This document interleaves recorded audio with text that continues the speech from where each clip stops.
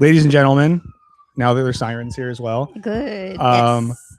I'm joined by, I mean, I know you self-define like comedian and overall creative person and performer. Yes.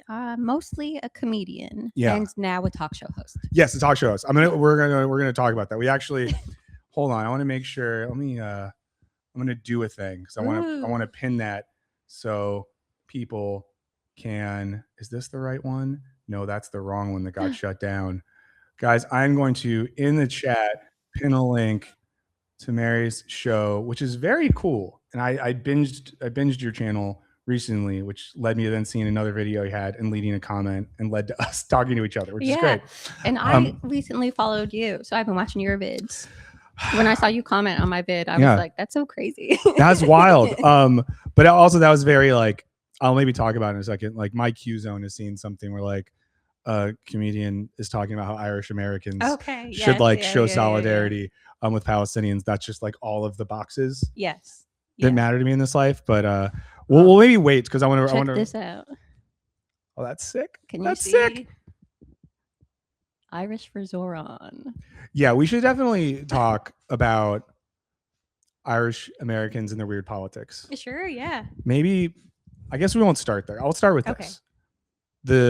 Talk about the show for a second. Okay. I want to get that out of the way because I do think it's cool and good, but I want to make sure I ask you about that so you can talk about it because I know for a fact my audience would like it a lot. And everyone, the pin, it's the link to our show is pinned, so just do it now. Come on. But tell us about the show.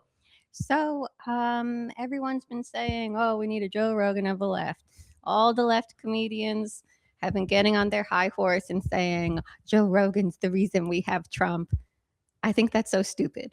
Yes, he did give him a huge platform, but if comedians are so powerful, why didn't you liberal famous comedians do anything political? Why?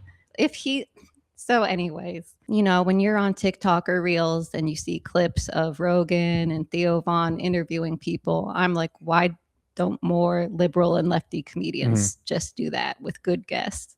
So that's what I'm doing. I love it. I think because I watched the Jake Flores episode and then went back and I started the new one today. I didn't finish it yet, but it's really, I mean, it's very well done. Thank you. Filmed in a very nice room. Yeah, it's filmed at Drew Spears Studios in Los Angeles, and they do a fab job. They really do a fab job. Here's a question for you. I'm curious on your theory about why lefty liberal comedians don't or haven't done a lot. My kind of like really reductive, vaguely Marxist theory here would be that the Rogan and co, they do what they do because they make a lot of money. They don't really care that much. I think a few people in that world actually have political values and ideals. I think a lot of them like don't, but they make so much money, like why not lean into it?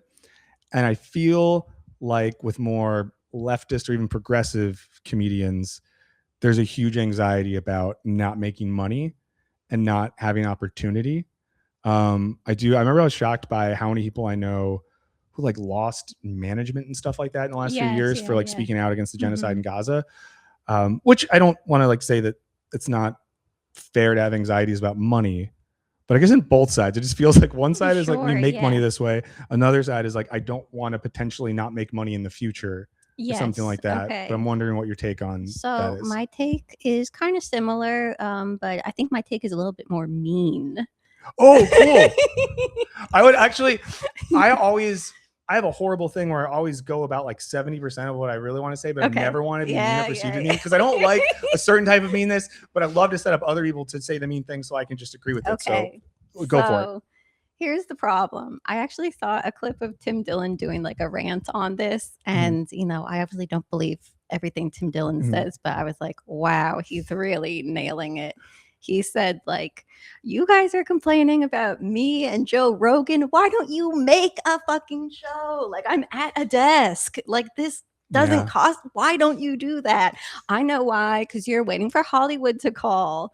And I was like, he's right. He's 100% right. These people think it's going to cheapen their brands. They only want to do Hollywood things. And I want to shake them because Hollywood isn't producing anything. And you look at all these people who are breaking through to the mainstream, and it's like Stavros and Caleb here and people who did podcasts and YouTube. You need to do it anyway. So like everyone needs to do it. I like that take. And that's the annoying thing with Tim Dillon is every now and then I have like people in my family will be like, "Oh, you like Tim Dillon?" I'm like, "I don't." But they'll show me like a clip, and it's like, if I just saw this, if I just saw this moment, I would be like, "Oh, he has a point." If I just saw this, but then you go like a little bit later, and then we get into how like the Jews are pulling the strings or something. Sure. Well, he's I think he's politically a nihilist. He doesn't believe in anything. And so I think he's accurate sometimes in describing like what's wrong with the world, but then his conclusions are well, it's like, it's interesting too that those right-wing dudes, mostly dudes, but like shout out to Whitney Cummings, shout out.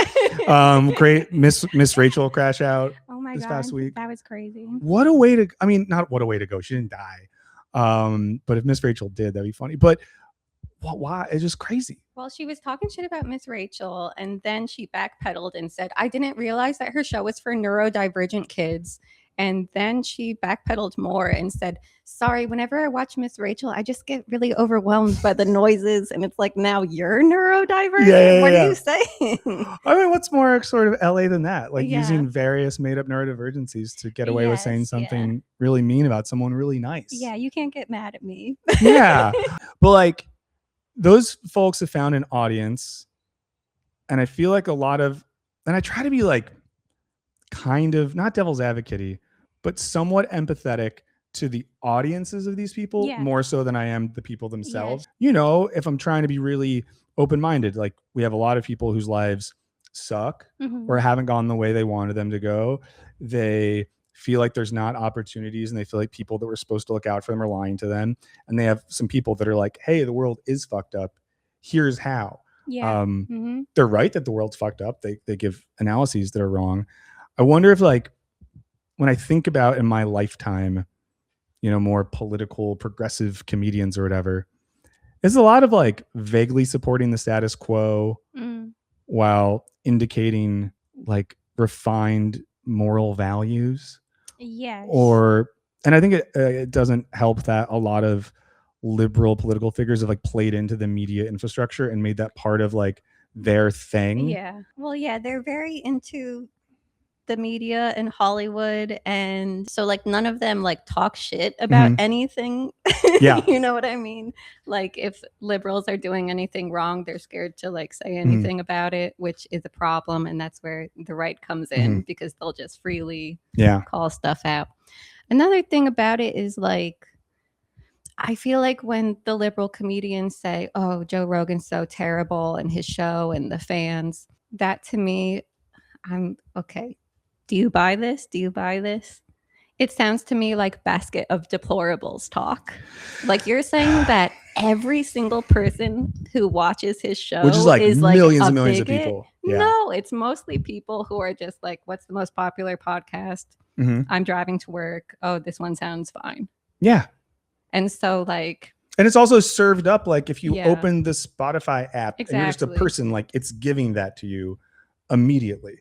So I feel like a lot of comedians say like, oh, I guess we have to pivot to the right. And it's like, no, you have to make a podcast or make a YouTube channel. Like the thing isn't that they're conservative that people are getting drawn to. It's that it's super available. Like a lot of people watch your channel.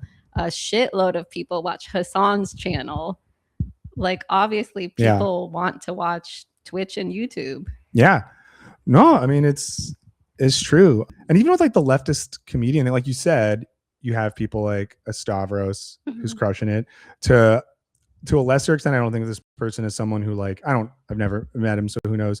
But like Adam Friedland at least has people on the show that like are of a certain ilk and has pushed back against certain right-wing people. I kind of think of him as more of like a nihilist type that might not have the strongest values. I guess he was like on the Zoran train or whatever. But you know, regardless, like successful.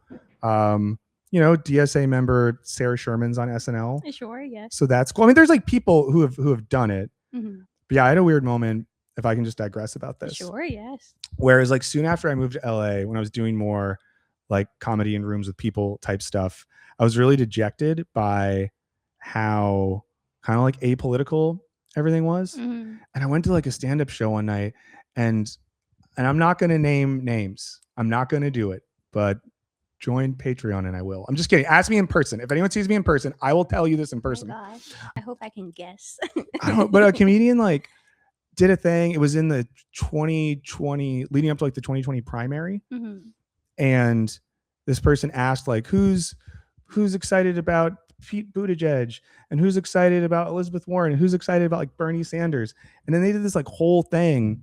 And this happened to a lot of comedy people in LA. I feel like New York was better about this, but maybe I'm wrong. Mm-hmm. Where a lot of LA people really hated Bernie Sanders. Oh. And were very like anti in this aggressive way. And I remember like UCB did this big fundraiser for Kamala in that election. And it was like really weird to me that people like were like violently angry about the Sanders campaign, and a lot of people who presented as quite like progressive, edgy, artistic.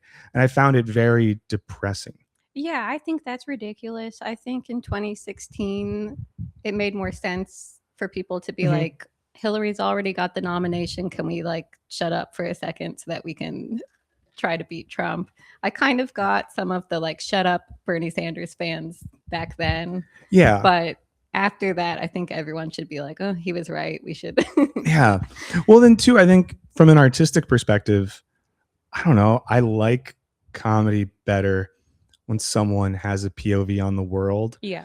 And is trying to say something, even if it's not, I'm not saying everyone should like, you know, espouse the tenets of socialism mm-hmm. in the middle of a joke. But I think I've even found before that like comics who I like, who I don't know their politics, when I get to know them, it's like, oh, you're a really thoughtful person who thinks about the world in a curious and creative mm-hmm. way, which has maybe led you to be more progressive, which is also why you're good at art.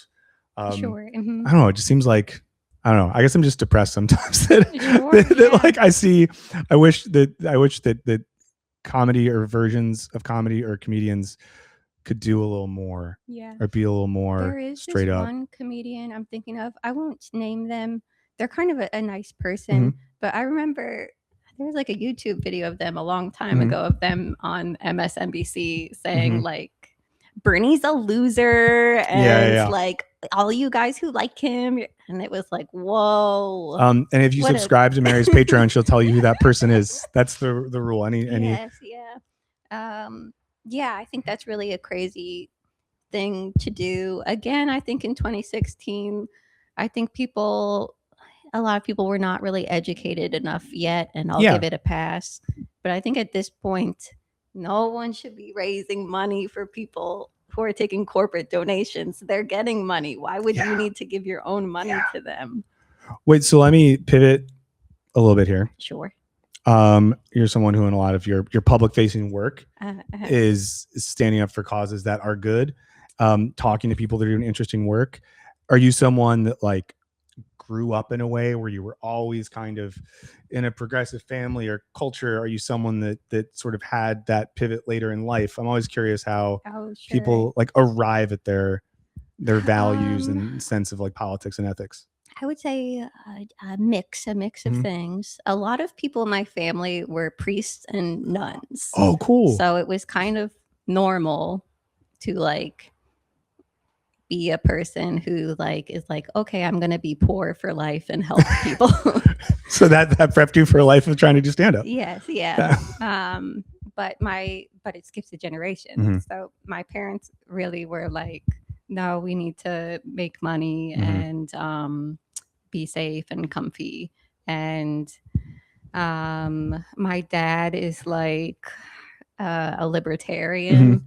And I used to get into arguments with him, and now I just don't even bother. It's just stupid. Libertarian dad's a fun dad type, though. Yeah. But yeah, I grew up in like the New York suburbs, mm-hmm. and this is crazy what I'm about to say. My dad worked in the Twin Towers my entire life. And then the summer before 2001, he got a different job in New Jersey. One time I told this to a comedian and they said, do you think your dad's CIA? And I was like, anything's possible. But anyways, he worked on like the 88th floor. Everyone that he knew died. And this was extremely traumatizing to both of my parents. And similar stories to a lot of people I grew up Yeah. around. And so that's kind of a crazy thing to go through. And also, every single grown up I was around, they weren't like inside job people, but they were like, oh, the government knew this was going to happen and they didn't prevent it. So I think that causes my dad to be libertarian and me to maybe be anarchistic in some way. That's really of just intense. being like, well, the system doesn't care, so shit. Yeah, and then I don't know, the housing crisis, everyone was like, well, what the fuck was that? Why do people lose their houses and they're not the ones getting bailed out?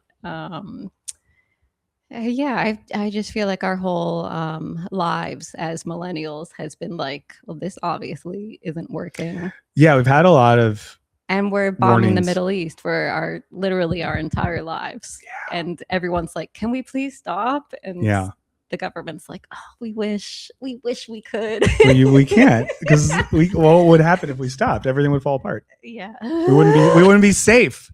The bombs keep you safe. So remember that, everyone. Yeah. So yeah, I feel like, how could you not just grow up in this world and be like, what the fuck? Yeah, I mean, you either have to be like, what the fuck, or you go crazy trying to self-delude enough to feel like there's a sense of order and structure that makes sense. Yeah. Which I kind of like. And I feel like some of that has been happening recently, like even with the reactions to these horrible ICE assassinations in Minneapolis, of people being like, no, that didn't happen, because that doesn't happen. Like, the logic of the situation doesn't allow that to happen. And, I think you see starting in 2008 or starting in 2001, these events that are sort of like, if this is true, if this is happening, then there's something fundamentally wrong with the narrative we've been told. But it sucks to acknowledge that, because I think a lot of people, imagine again, like people, millennials in like 2008, no one wanted to say then like, oh, we're probably never going to own houses, or retirement is not a thing that will happen. Because that sucks to acknowledge that and have to deal with that reality. Obama will fix everything. It's fine. Don't worry about it. Even though he's going to come back still. We can't give up on Obama. He had a strongly worded letter.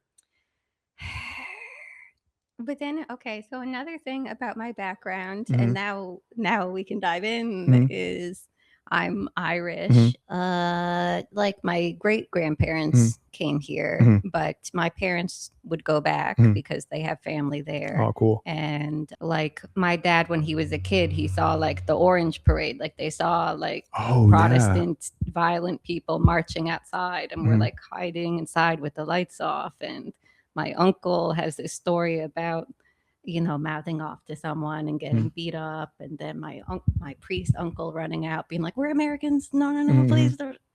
Like, so that's all to say that in my household, it was kind of taught to us, like, don't say this in mixed company. But sometimes if the newspaper calls people terrorists, they might not really be the bad guys. No, for 100% sure. I think there's something unique about like Irish political history connected to Irish Americanness that I think is relatively unique amongst, like Western European nations or whatnot. And especially like, because I feel like this happened a little bit. What was the show that came out last year?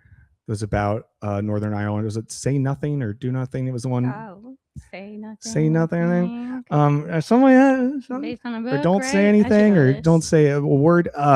Based on a famous book. The Patrick Radden Keefe book. I know that for sure. But I had like friends who are annoyed by Irishness or whatever. They're like, oh, I didn't realize it was like that fucked up. I was like, it was like really, it was really that bad. Yeah. Like it's really like a long-term colonial occupation that if you look at the real history, like destroyed indigenous language and culture. And like, I remember when I was in college, I did a project on like the Irish language just because I was curious about it. And like, it made me so mad. Yeah. When I was just like, you You said we couldn't even have a language anymore? Yeah, no, they'll kill you. Yeah. Yeah. Beautiful now to see Yes, the yeah. reemergence of that. Mm-hmm. But I don't know, and your family's maybe cooler than mine. So I have a pretty large Irish Catholic family. Mm-hmm. My like dad's generation was the first one without nuns and priests. Okay. So there was like nuns and priests before them, and then their generation was like, we want to get jobs and do sex or whatever. That was like it sounds, the way they describe it sounds like it was like Job Corps back in the day. Yeah. Like if you don't know what trade you want to do, you should join the church and they'll place you in a school. Yeah. Yeah. I had a brief period in my 20s where I was like, being a priest wouldn't be that bad. You get a house, you can just like read books and hang out all the time. You give some advice here and there. Yeah, I like your outfits picked out. Like there's a lot of things about it that I would defend, but I've had productive tension in recent years with Irish family members whose like whole identity is like Irishness. Yeah. And in ways too where like they're not, they go there, they take the literature seriously, they play in trad bands, all that sort of crap, but then politically sometimes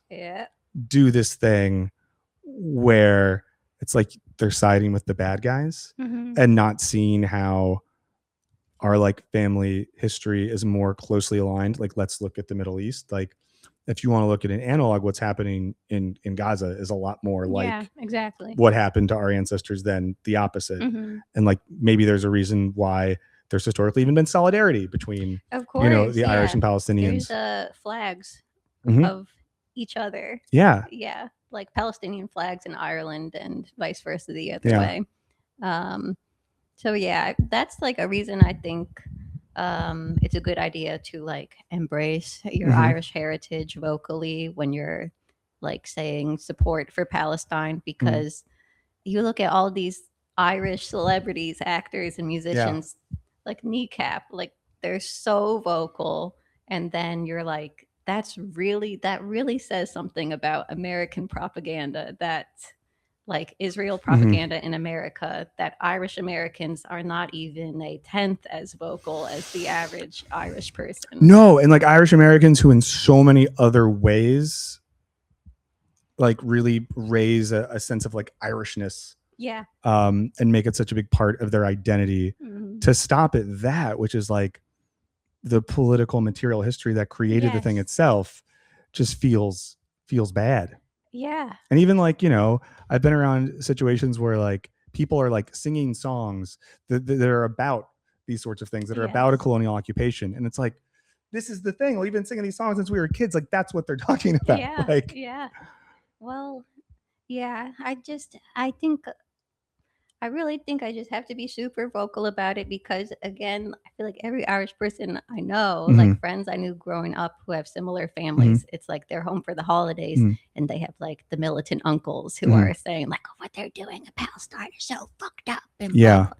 But everyone is afraid to say it in public. Yeah. Well, also, if I'm just loud and annoying about it and people see like, oh, nothing bad is happening to her, then maybe they'll question, why am I being quiet about this? Maybe the consequences aren't as bad as I imagined. And I know some jobs you're really not allowed to talk about stuff. I get it, but a lot of people can talk about it. Yeah, I see someone in the chat talk about Irish American cops. Do you have any cops in your family? No. Oh, you're so lucky. I have some cops in mine. It's like, I don't know, because I think of, maybe it was like a generation earlier in New York or something that the Irish were all cops. In Chicago, it's still a lot of Irish cops. It's still a thing, but my family not so much. My how do I say this without sounding snobbish? My family's very educated. Ooh. My grandparents, they were very like, you guys need to go to school and make something of yourselves, blah, blah, blah. Yeah, I think they wouldn't be happy if their children were cops. That's good. I mean, raise your family in such a way that your kids would feel shame if they became cops. It's like not for the right reasons, for like snobby reasons. The only thing I'll say is, I don't think any of my cop cousins are watching this. If you are, I hope you guys are well. But everyone's kind of like, oh boy. Yeah. I think people get that it's annoying, but you're very lucky to not have to deal with that. Yeah. What's your relationship with like religion at this point in your life? And I ask this because you make jokes about Yes. religion sometimes. I like it. Mm-hmm. And I think Miss Rachel has inspired me to, you should invoke, hey, I'm a Christian and I believe this. I think it's more powerful if you say that, and it encourages other people to say, you know what, me too. I'm also a Christian, or at least grew up Christian. And yeah, I'm a big Christ fan. I love Christ. I think he was a cool guy. I don't really think he, died and came back to life and all that Probably magical not. stuff. Yeah, but not. I like the historical figure of Christ a lot. And also, like, growing up around these priests and nuns and people who were very studious about the Bible, I feel like that was so normal growing up for people to have conversations about, yeah, maybe this stuff isn't true. Maybe he was just a guy. Or yeah. I feel like this is very taboo for people to talk about, which is crazy. No, it is. I have thoughts on this, but yeah. Like, I feel like you have to either be an atheist or like a dumb religious person, and there's no in between, like in American culture. Yeah. Like, one of the last priests that I had a good relationship with, we were talking once, it's like in my 20s, and I kind of confessed, not in a formal confession environment, but in like a pub. So I lived in Scotland, and mentioned like kind of what you said. Like, I like this stuff. Yeah. I don't think I don't necessarily believe in like the metaphysics of it all. Yeah. And I remember, what was his father? Oh, Father Martin. Father Martin was just like, yeah, I don't know if I do like either sometimes. Yeah, exactly. And I think like the ability of like seeing a priest say like, yeah, like that really struck me, because I feel like in more evangelical Protestant settings, or especially like the type of religiosity that's driving a lot of bad American politics, that's the more important part. The more important part is like, acknowledging like the metaphysical reality of the thing. What's not important is embodying the thing. Actually, just yesterday, like, finally filmed a video I've been working on for a while. It's about like capitalism and Christianity. And as part of it, I was looking at a lot of the American evangelical preachers and ministers and people that are tied into like government and finance and stuff. They have the stupidest readings of the Bible. Like, they will talk about how like Christ was like pro free market, and here's how. And actually, when he says this about the poor, what they really mean is like people are supposed to be poor and you can't fight against your station and all this sort of crap. And then you read, like Latin American theologians or like liberationists, and their readings make so much more sense. Yes. It's like Christ served the poor, so we do that. Yes, exactly. Christ put an emphasis on justice and living communally, so we do those sorts of things. It's just because I think for a lot of years I felt I've done the thing that you critiqued, which is that way where like you can't almost say it. Like, I think I had a period of my life where I didn't want to acknowledge that I came from that tradition, that I still valued things from it. But yeah, that started to feel bad, and it kind of like lets the assholes win a little bit. Yeah. When the entire narrative around what that thing is tied up with really dangerous politics. Because I think when you acknowledge it's not that, it exposes a little bit more like what's really going on. Yeah. For the bad guys or whatever, that it's just often a justification for everything from white supremacy to rampant capitalism to militarism. Yeah. Not fun stuff. I think people should be more religious. Or not even necessarily that. Like, if you grew up with a religion or it's part of your culture, I think you should embrace it or vocalize it. Also, because it's like a political tool. Like with Irish for Zoran or New York Irish for Palestine, it's like we can talk to these white boomers who you're like, oh, maybe they vote for Trump. And you can say, hi, I'm like you. I'm also Irish. I'm also Catholic. And what do you think about what's going on in Palestine? And they say, oh, it's terrible. I fucking hate it. And then you can talk more about progressive ideas with them. And yeah, I feel like that's like a complaint about like DSA types or whatever, that they're all like white collar people who don't intermingle with people of different classes or different generations, or anyone different than them. So it's like, how are you going to get political change by not talking to anybody? Yeah. I was thinking about this. A month or two ago had Ray Huang on the channel, was running for mayor in LA. And it was just like wild because she had expressed that she's a reverend. What? She's a reverend. Yeah. But the reverendness of it all immediately like turned so many people off their campaign, which I just thought was so dumb. Yes. And especially when I talked to her, and I think the first time I spoke to her was not a public thing or whatever. We were just talking, but she was like, yeah, I'm just like, she's like, I'm a Christian, but I'm like a Marxist. And to me, those things are compatible and it doesn't cancel the thing. I'm like, great. Isn't this what like we want? People with avowed, strong leftist views on stuff that want to make that happen. But then because that's grounded in a religious tradition, for some people, that's like bad. That's which crazy. I think is really unproductive. You think of like the vast majority of like working class Los Angeles people are probably Christians. They are. I mean, that's like, I think one of the times I started, obviously it would be a good thing. It was sometimes like in canvassing is when I re-embraced my Catholicism of it, because especially a lot it's of an entry point to talk to people. And a lot of like working class neighborhoods in LA where people are from like Latin America. It's a lot of freaking Catholics who aren't weirded out by that. Yeah. And then it's like the people who are weirded out about it are probably just like white people that grew up going to church anyways and just rebelled in college. Have like a weird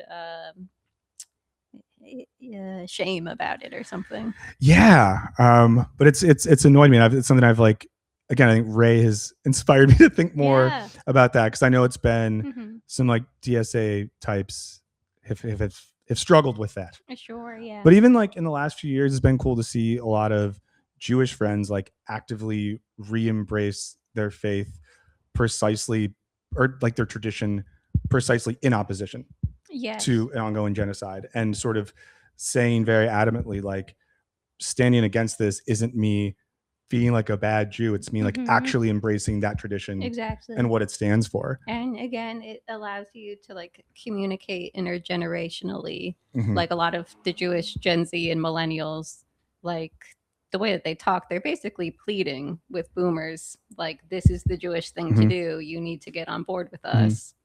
What are you doing? Yeah. Oh, I mean, and I know you said you were watching a little bit on your phone earlier, but in talking about like Minneapolis stuff, the role of clergy last week was really important. And the fact as well that it was clergy from across denominations and religions. There was even people from outside Minneapolis, and that they were like working with everyone else. Just feels really important to have an intergenerational, interfaith, all this sort of stuff, because there has to be a level of working together and forming networks for something to happen. They do so much. It's not cool to say, but it's true. And you're a poor immigrant, you move to a city, who are you going to go to? You're going to go to a church for help. You're not going to be like, oh, where's the anarchist mutual aid group? When's their meetup? No. I love the idea of that person though. the immigrant that shows up and they're just like, where am I anarchist at? No, they go to the nearest church and say, oh, they'll probably have food or something. Yeah. Yeah. No, it's just sad that hasn't been replaced.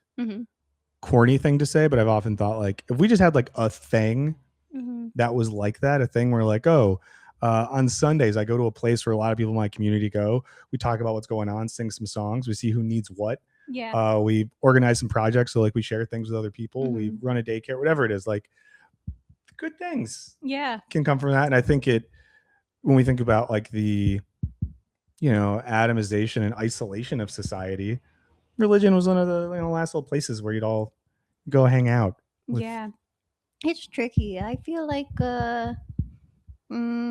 as congregants, people should try to like steer the politics of a church, I guess. There's more progressive churches and more progressive synagogues and less progressive ones.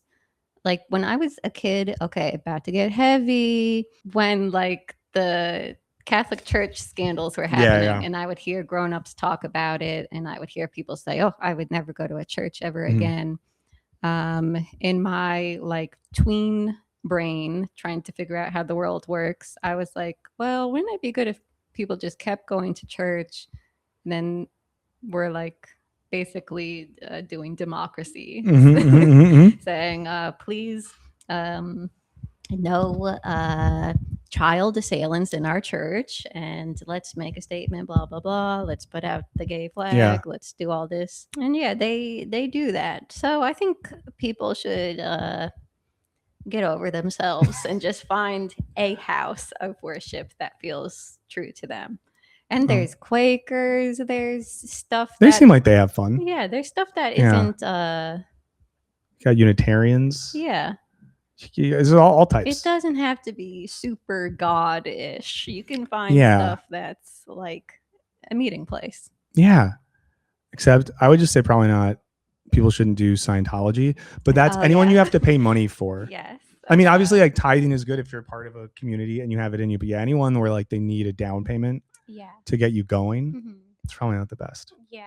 My church that I love in New York is called an American Old Catholic Church. So that's my recommendation. Wait, that's literally what it's called? An Yes. American Old Catholic Church? Where is that? It's in Ridgewood, Queens. Okay. And it's that's a cool name. It's a weird small denomination. So if that sounds interesting, you could Google it, see if there's one near you. And it's the mass looks Catholic, but it's like women can be clergy. That's and fun. It's progressive. And I liked this church because I was like one of the few white people. So it wasn't. I've also tried like Episcopalian church, and then you're like, very white. Yeah. Yeah. And you know, they're a part of the people that were not the best. Some of them are. I don't know. I'm gonna go off on the British. I'm just kidding. That's cool though. Yeah, I think I feel Shop bad. around. Yeah. Find let me know how it goes, guys. Let me know how it goes. If you go because of this, if you find religion or you seek God and find them, I'll look at the chat in the comments later and see who all's getting baptized anew because of this. Yeah. No, there's not enough. I mean, one thing you probably noticed, LA, horrible Irish Catholic town. Because we never really had a strong foothold here historically. Yeah. So like the only place I've been in California that has a good Irish vibe in some places is like the Bay Area. Because a bunch of them went up there to try to get gold. And when they didn't get gold, they got like tricked into building the railroads. Yes, yeah, that makes sense. But I don't think there was ever workers as well. I don't think there was ever like a thing in LA during that period. No, not that I'm aware of. That led them out here. Nah. No one was begging for them to be stars of stage and screen. No. or things like that. No, not too much. I know, like the biggest Patty's Day thing in LA is at a Scottish restaurant. Oh, okay. Yeah, it's weird. It's weird. Yeah. When I moved here, I was a little bit, well, I had kind of made up my mind. I should go there. Yeah. I should just do it. But I was like, oh, I've been having so much fun with Irish for Zoran and New York Irish for Palestine. That will be sad to go somewhere where there are no Irish people. Or, of course, there's people who are of Irish descent, but they're next not political thing. We could start it. Yes. We could start Irish for whoever is next here and then go from there. And we could have like a... I know a few. Yeah. I mean, my neighbors. You're right. People would join it. Yeah, my neighbor's like Irish from like Ireland Irish. Okay. Which I always get very bashful around, like people from Ireland, because it is a thing. Like Americans and Irish Americans throw around Irish as a thing. Yeah. And then you like hang out with someone who's like, no, they're from that country. They grew up in that place. They moved here a couple of years ago. Yes. We're different. Yes. But I think Irish, the hyphen in the American thing does a lot of work. Yeah. Can I hard pivot and ask you about living in a log cabin? Oh, yes. So I lived in a log cabin in 2000. And can you paint a picture? Because you say log cabin, and I think people might imagine. I could see the mind going a lot of different places. Okay. So as specific as you want to be. This would happen a lot where my friends from the city would come over and they'd be like, "Oh my God, your house is made of logs." Oh. And I'd be like, "I told you it's a log cabin." And they'd be like, "I thought that was like an expression or something." Whoa.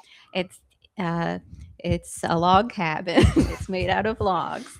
And so yeah, the COVID shutdown happened and I moved in with my parents and I was like, I don't want to go back to the city and pay like $1,000 to live in a room that I have to stay inside of all day during the shutdown.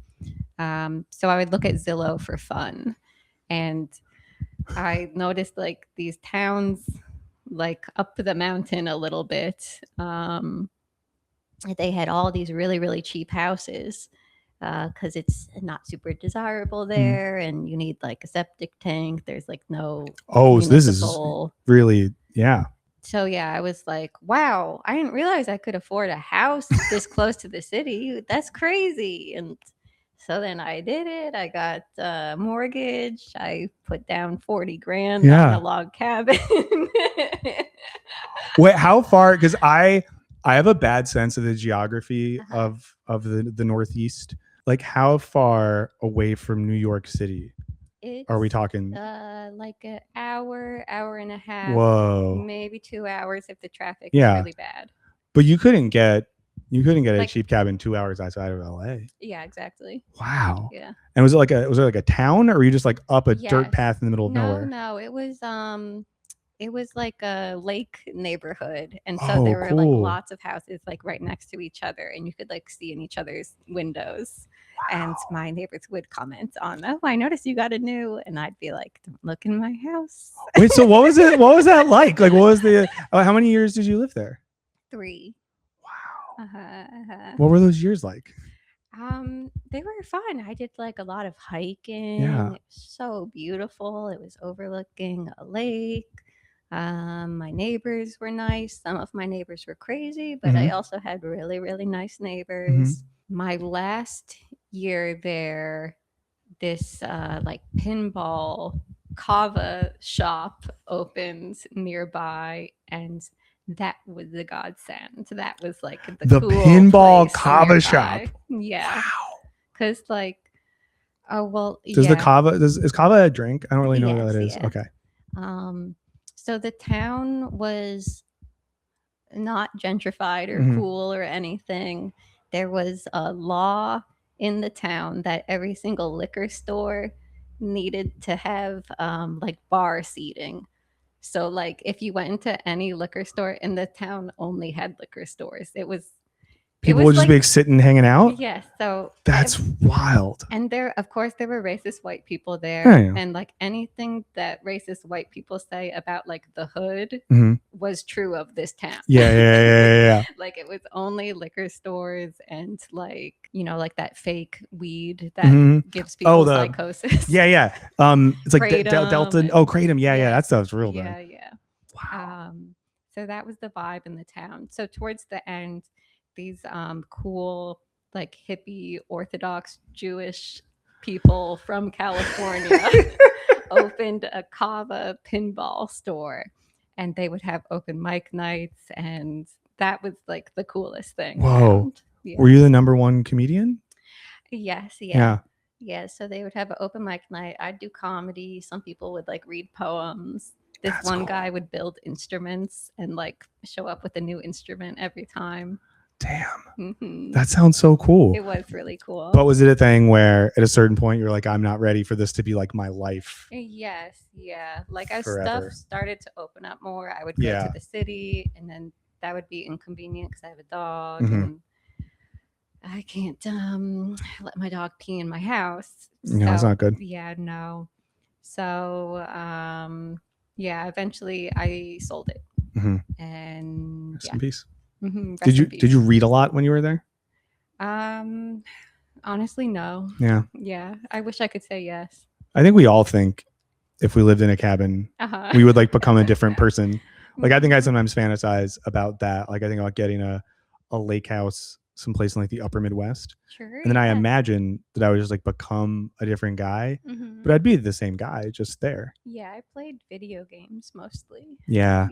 But that sounds like a nice place to do it. Yeah. Oh, I did a lot of painting, and I made zines. Yeah. Oh, you're a zine maker? Yeah. Oh, that's interesting. A couple of members of my community and world we're starting to work on a zine. Don't tell anyone. And hi to Eddie and Tony if you're still here. That's cool. Oh yeah, and then you paint. Yeah. And you sometimes, do you still paint on your stream? Yes. Okay. What was the genesis of that? Was that a COVID era thing of just that was a COVID era thing. the comedian Chris Gethard, he started a channel called Planet Scum. Oh, I remember that. Yeah. Wait, is that still a thing, or was that a thing? It was a thing. He was doing it all by the book and filing taxes as like Planet Scum Corp. And then I think after a year, he was like, oh my God, why do I owe all this money? Yeah. So then he was like, you guys can keep doing stuff Yeah. with it. So I think my show is the only show from then that still exists. You survived. Yeah. That's amazing. Because I do have a memory of that being like a vaguely COVID or post-COVID era thing. Because there was that like, wave where like everyone started doing stuff. Robbie Hoffman had a show. Oh wow! Before she married the Bachelorette. Yeah. And Martin Urbano had a game show called Who Wants $2.69. Oh, that's great. Yeah, there were a lot of good shows. That's fun. Again, I wish more fun, weird comedians did internet stuff. There's the thing that Gethard had said a couple months ago. Some people got mad at, but it wasn't nothing to get mad at. Where he talked about how it's weird now that the only way to be like a middle class comedian on the internet is if you like do Dungeons and Dragons, or whatever. Which I didn't read at all as a diss of the dropout world, but just saying like that's a very specific niche. Yes, yeah. But I think it's shocking to me that more people aren't saying like this could be replicable. Like if these guys are selling out fucking Madison Square Garden doing that, you know, scale it down a little bit. Sure, yeah. Yeah. Yep, and yeah, that's back to what I was ranting about in the beginning, is that these people should just be doing Twitch and YouTube. Yeah. And talking about how Joe Rogan sucks doesn't do anything. It doesn't make more people vote for progressives. It doesn't bring people to your side. It makes you look smart to the people that follow you on Blue Sky. I don't know. That's very boring. And like, what does that do for you? That's kind of lame. Yeah. Well, you maybe circle back and we could land the ship this way then. If you're going land the plane, sure. Because you wouldn't land a ship. What is it called? Airship. The airship. Landing the airship. Well, because that's another thing that those people, the Rogan type, those guys, those people, those guys plus Whitney Cummings and Cummings or Cumming. Cummings. Okay. I just want to respect it. I don't know if she's Whitney, if you're watching. I'm sure I know you're a fan. But they do a good job of like doing things with each other and creating this like broader thing. Whereas so many people in the more, let's say, left progressive media space, whether it's comedy or commentary or whatever, it's all a bunch of little islands. Yeah. Rather than like forming a bigger nation or like an EU type situation where like independent states have economic relations. And I think that's not good, because then you can have people whose whole identity is like a person or a community and not a broader world or set of ideas or whatever it might be. I think people get annoyed when I talk about this. A lot of these people are like very competitive with one another, and I don't want to use the word cancel, but some of these people that I come up with in the Brooklyn comedy scene, they do a lot of like, well, I don't really want to book him because he had a problematic person on his show in 2015, and then I'll be like, you had that problematic person on your show in 2015. Why are you like, they're pretending, and this is like a small group of bad apples who do this. But then it's contagious, because then people are like, well, I don't want to piss off that person. Yeah. And they need to get over it. If someone has done something crazy, oust them. If someone is slightly annoying to you, shut up and be peers. Yeah. Well, and the standard again can't be that everyone has always been perfect and had one's politics of language or whatever. Like I know, I think sometimes like I feel very lucky that I'm like the last generation of people that got to be like a teen boy before the internet. Oh, sure. Yeah. We said and did crazy things. Yeah. And I look back now and like, in some cases we didn't know any better. But oh Lord, if we were TikToking all of that, that would have been real bad. We you could build a GeoCities website, I think, when I was younger, but I don't know. Yeah, it seems like we're kind of mellowing out. Yeah, I think so. On the thing my you're describing. Favorite thing that someone in Brooklyn comedy tried to cancel someone for was this guy who's a really funny and cool writer.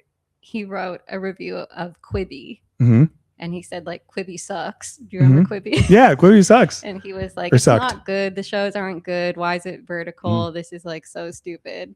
And so this person who is very successful and has a lot of clout, they were texting their group chat and saying, you guys, we can't be friends with him anymore because he talked crap about Quibi, and this is the most serious thing ever. Yes. Is this because people were hoping they wanted to like get a Quibi show one day and they couldn't be friends with the person that had the Quibi show because the Quibi show is going to change your life? Yes. And so all these freaking cowards are like, well, I don't want to like piss this person off, so I guess I kind of have to be cold to the guy who wrote about Quibi from now on. Like there's so much I was ready for you like to be that. like, this guy's a good guy, but he like did this bit and he like used the R slur. No, it's like he said that Quibi was bad. Much stuff like which that. Quibi was like objectively bad. Yes. Yeah.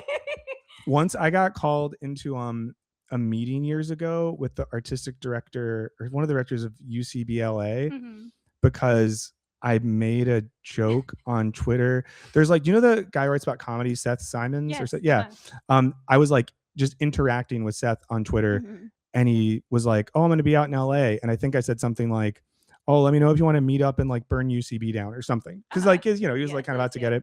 And then I got like a call from someone who was like, hey, we wanted you to come in and talk. And at first my brain was like, oh, they like finally realized like they need to like give me a huge stage. Like they need to they're like, we've realized that like you've kind of been in the shadows and like you're the guy. But but instead what happened was someone, you can't burn down our theater.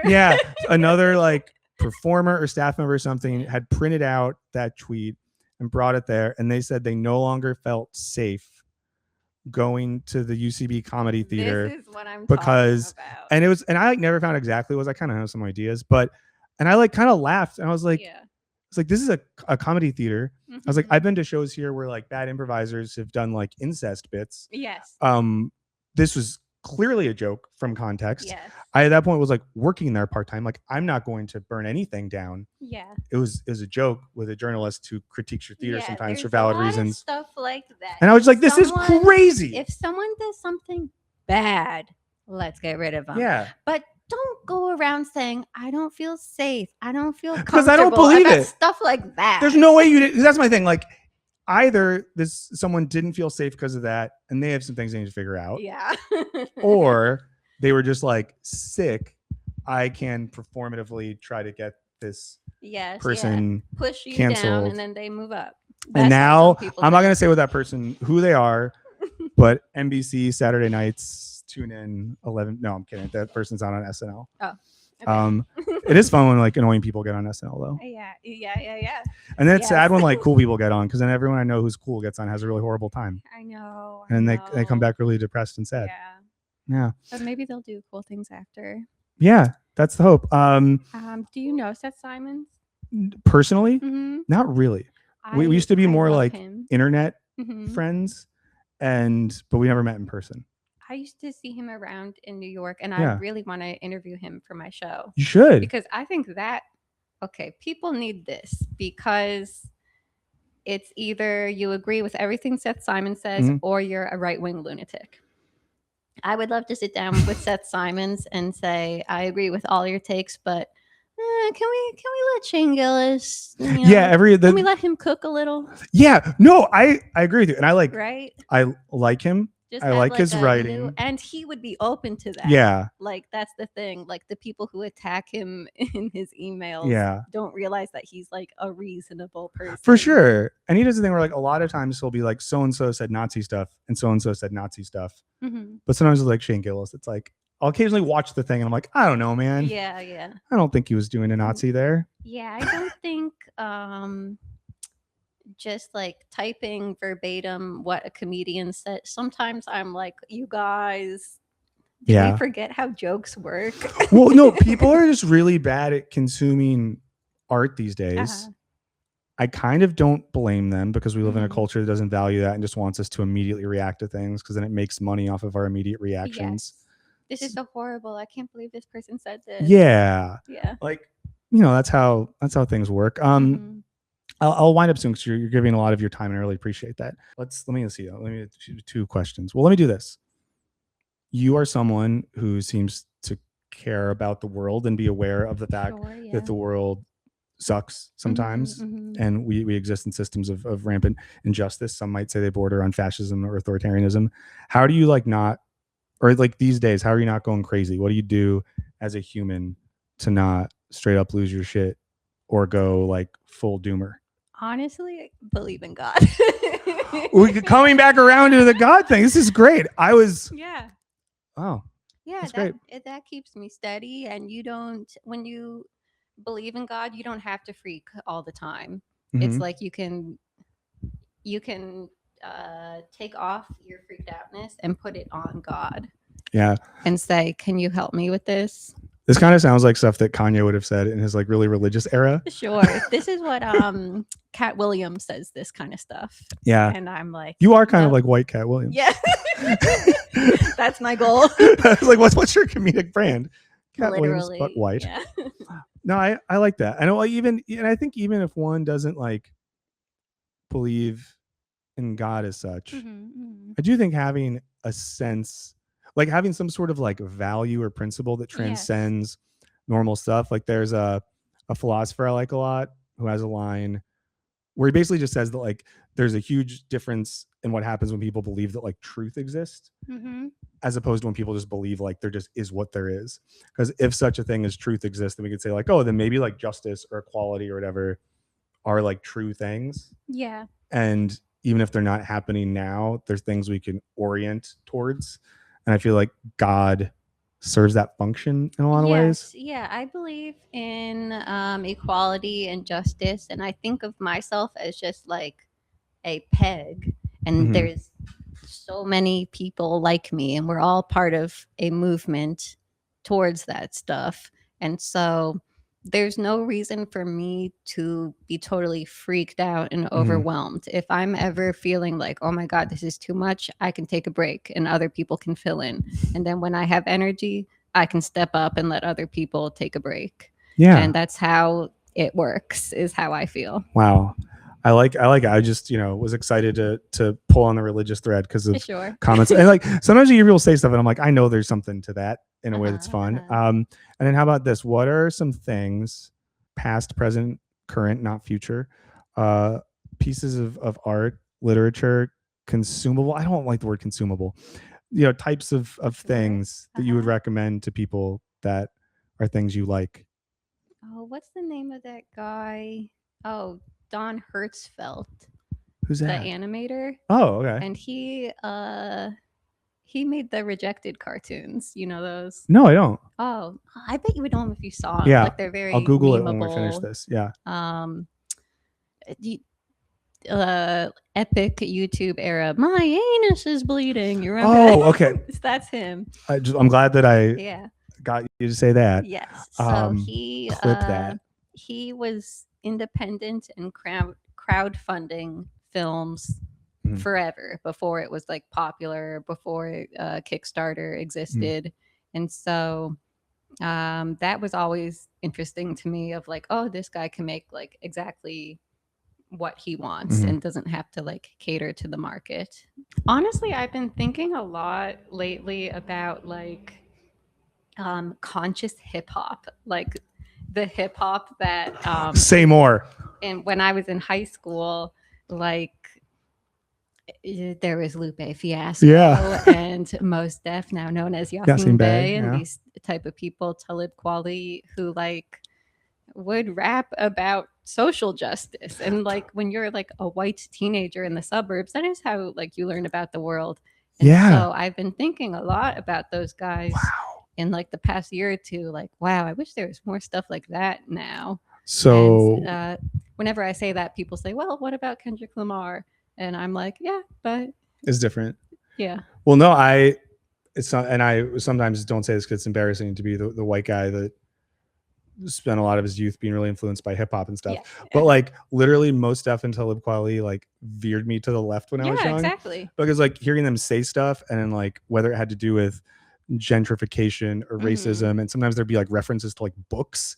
And I would go like, and you have to look stuff up. Yeah. Because Talib Kweli ran a bookstore, like an Afrocentric bookstore in Brooklyn or something years ago. And I remember when I was a kid, we went to New York once, and I really wanted to go to the Afrocentric bookstore in Brooklyn. And I think it's a part of Brooklyn that's now probably like, yeah. But then it was, and my parents were, I don't even know where we were, near like Central Park or something. And they were like, we're not going to do that. We're not going to take you to Brooklyn to go to an Afrocentric bookstore as a white 14-year-old. Who knows how my life would have turned out. Yeah. But no, that was like, there was a lot of good stuff. And I think it like, and also like a lot of those guys, like I really liked like all the Stone's Throw artists, like the stuff that they were making was not broadly popular and did not have like mass market appeal. And just seeing like an artist like Madlib be like, I'm gonna totally devote my life to making this music that like a niche group of people are gonna love. Yeah.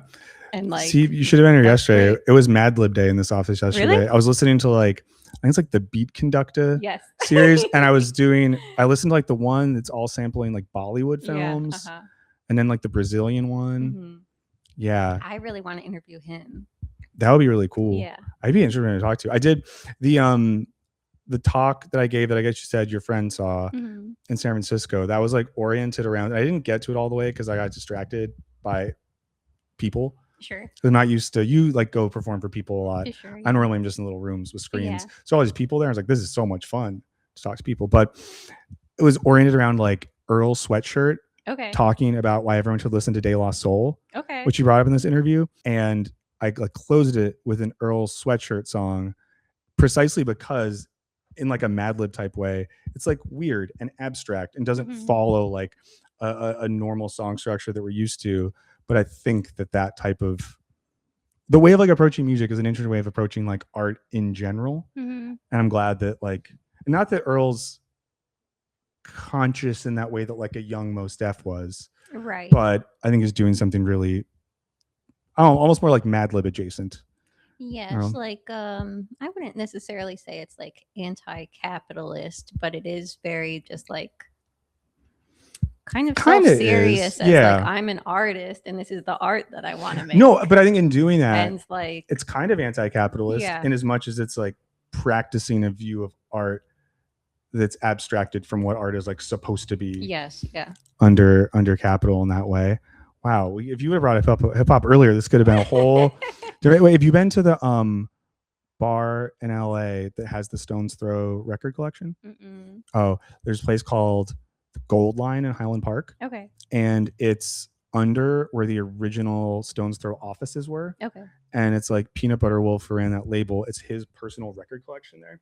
And then they have people come through and DJ a lot, and it'll be like, gotta go. It's you gotta go. Well, you probably, you're a New York person, so like cooler, more exciting and stuff like that. I like to go early before it gets too loud so I can listen to music. You go too late and all these good-looking 25-year-olds are talking and I'm just like, can someone shut up? I'm trying to listen to the record.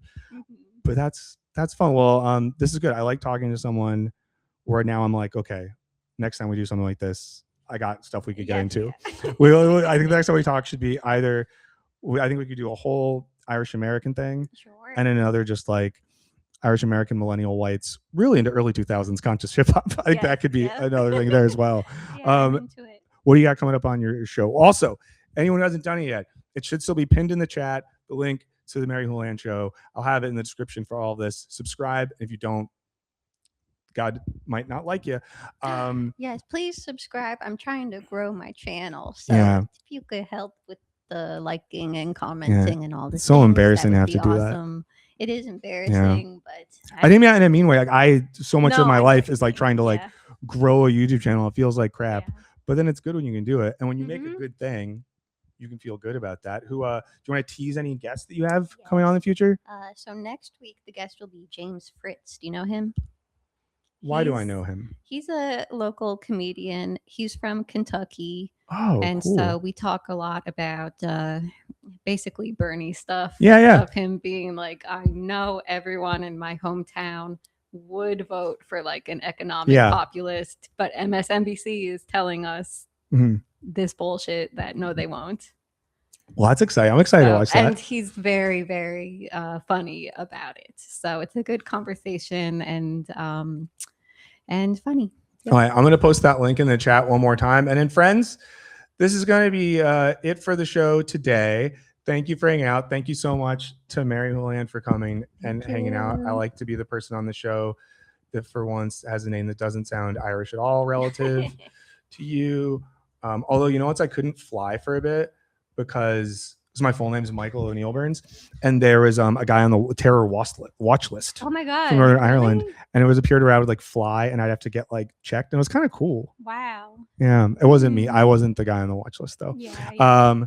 Okay. I'm just going to end the show here. Thank you so much. Thank you to Mary. Bye. I'll see everyone soon. Thanks so much for hanging out. I'll give you some music to relax to as we leave. Hey, thanks for watching this. In case you didn't know, I have a main channel where I post video essays and stuff like that. It's just called Michael Burns. There's a link. Would love for you to check that out. If you want to support the channel more, I have a Patreon. You can also hit up either of my beverage partners. There's Yes Please Coffee, who make the best gosh darn coffee in the world. You get 15% off with the code BurnsBeans. And of course, my beloved new non-alcoholic beer sponsor, Years Beers. It's really good. There's a link below, and if you use it, you get 10% off your first order. So thank you so much. And if you ever want to watch these streams live, I'm live every Wednesday at 12 p.m. Pacific. Okay, now the videos, now it's really over. So now you can go. I'm going to finish this. Now it's over. I'll see you guys for the next one.